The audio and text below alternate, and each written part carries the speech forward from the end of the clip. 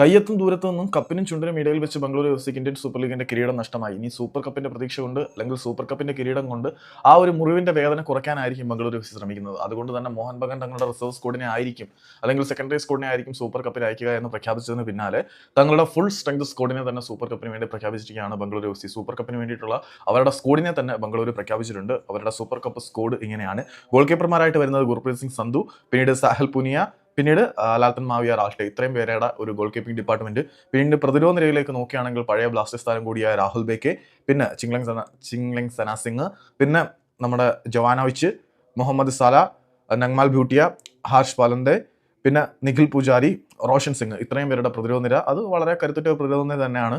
മറുനിരയിലേക്ക് നോക്കുകയാണെങ്കിൽ ഹരീഷ് വാത്തെ, സുരേഷ് സിംഗ് മാങ്ചം, ആൽബർട്ടോ നെഗ്വേര, സോഹം മഷേ, പിന്നെ പെഡ്രോ കാപ്പോ, ശ്രേയസ് കേത്കർ, ലാൽട്ടൻ മാവിയ, ഫനായി, അതുകൂടാതെ ഷിവാൾഡോ സിംഗ്, വിനീത് വെങ്കടേഷ്. ഇത്രയും ആളുകളുടെ മധ്യനിര. മുന്നേറ്റ നിരയിലേക്ക് നോക്കുകയാണെങ്കിൽ റയാൻ വില്യംസ് ഉണ്ട്, ശിവശക്തി നാരായണൻ ഉണ്ട്, സുനിൽ ഛേത്രി ഉണ്ട്, എഡ്ഗർ മെൻഡസ് ഉണ്ട്, ഹാലിച്ചറൻ നവാസര ഉണ്ട്, റാഷിദ് ഖാനും ഉണ്ട്, രോഹിത് ധനു ഉണ്ട്, പിന്നെ ജോജ പെരേര ഡയസ് ഉണ്ട്, കെൽവിൻ സിംഗ് ഉണ്ട്. മൊത്തത്തിൽ നോക്കുമ്പം ISL സ്ക്വാഡ് പോലെ തന്നെ വളരെ ശക്തിയുക്തമായിട്ടുള്ള ഒരു സ്ക്വാഡുമായിട്ടാണ് ബംഗളൂരു സൂപ്പർ കപ്പിന് ഇറങ്ങുന്നത്.